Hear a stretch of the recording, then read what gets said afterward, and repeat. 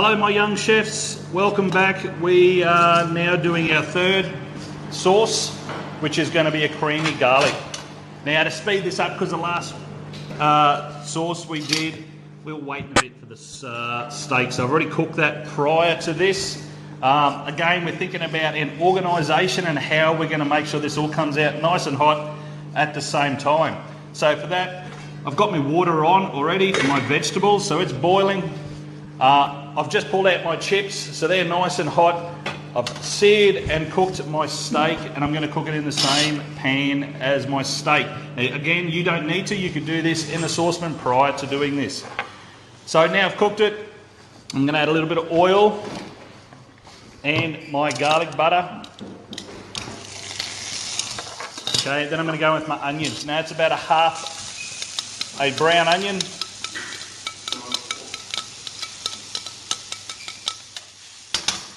All right. Now, because this won't take long, I'm going to start cooking my vegetables. So I'm going to put my corn in first.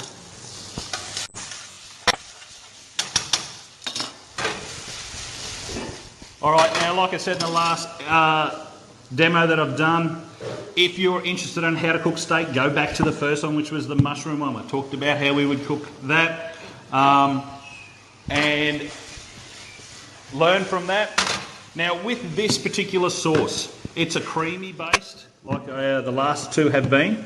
Now, this is quite a nice sauce to use, especially if you want to do a bit of seafood into it, and you can poach it. So, you know how when we did the mushroom sauce, I threw the mushrooms in and I poached that in there, which all the mushroom flavour went into that sauce. You could do the same by putting in seafood. So when you go to the RSL or you go to one of the clubs and you get a seafood sauce put on top, this is what they do, okay? So they have a creamy garlic sauce and then they poach the seafood in that and that goes on top. So you can do a surf and turf, which is what we could do here, but I'm just going to show you the basics, creamy garlic sauce, and it's up to you what you want to do with that later on. Okay, so my onions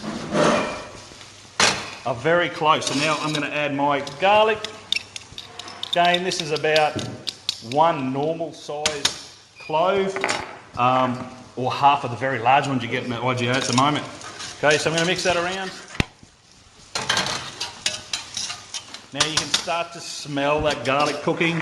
You've got to be very careful again. We talked about deglazing our pan. You can put a bit of white wine in this. You wouldn't use red wine. Why? Because you're going to have a creamy white sauce. If you threw a red wine in, it would then taint the colour of your sauce, which wouldn't look too good.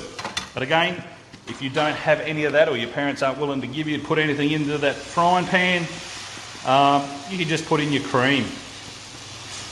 Okay, so I've added my cream. Again, like I continually keep saying, we need to make sure that we season this. Now before I start doing that, I'm going to make sure my veggies are all in.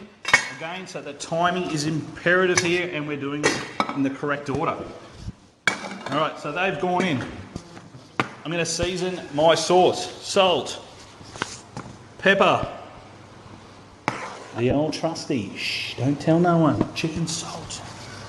Okay, shh. Don't tell grandma. Ooh. All right, from there, we want to get this back to the boil and then we're going to reduce it. Remember, when we're reducing that, that's where we get the thickness in our sauce. Okay, because like I said in the previous ones, there is no starch in it. It's not going to thicken unless it reduces. Okay? Now, if you're going to do a seafood sauce and you had some prawns, some green prawns, not cooked prawns, you would wait for this to boil and then you would drop them in and you would poach it that way. Take them out because if you kept them in there too long, they would actually start to shrink. So when they're cooked, which don't take long, take them out, let the sauce finish up, and then you can add it on top of your steak or chicken or fish. Either or is fine.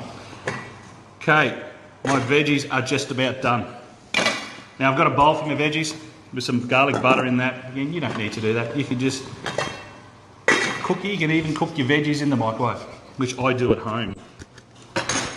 All right, they're just about done. Again, still waiting for the sauce. Crank it up. Now it's happening. All right, get my veggies out. Old Sully, he's just about gone into a coma now because he's eaten that much steak and veggies over the last 2 demos, because we're doing this straight after each other, he's actually snoring at the back. See, look, he's not even here anymore. He's gone. I think he's down the back snoozing. It's full. Woo. All right, so I've got my veggies out. So now, season my veggies. Okay, again, it's about flavour. This isn't about... Oh, there he is, big fella.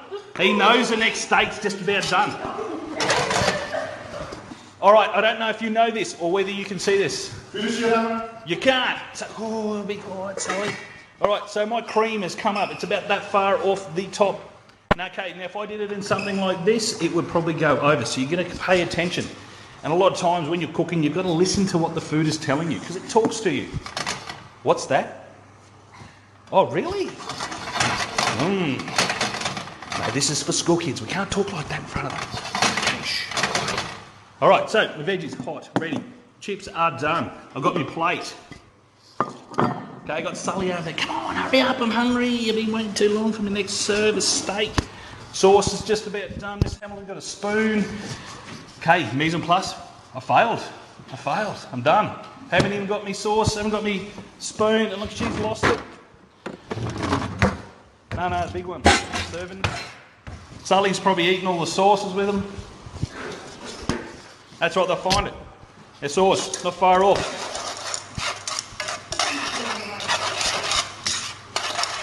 Mrs. Sims, just 2 onto it these days, taking back, putting it all back. All right, a little bit longer. Thanks, big man. You're welcome. All right, again, needs a little bit longer, not thick enough for me or Sully. All right, green parsley, chopped nicely in here for a bit of colour. Okay, presentation is the key to this. Obviously, so is the flavour. Anyway, so my hot chips, woo, crunchy, hot chippies. I think they're rosemary and garlic flavoured, straight from IGA freezer. Woo, lovely. Alright, now I'm thinking about how am I going to present this.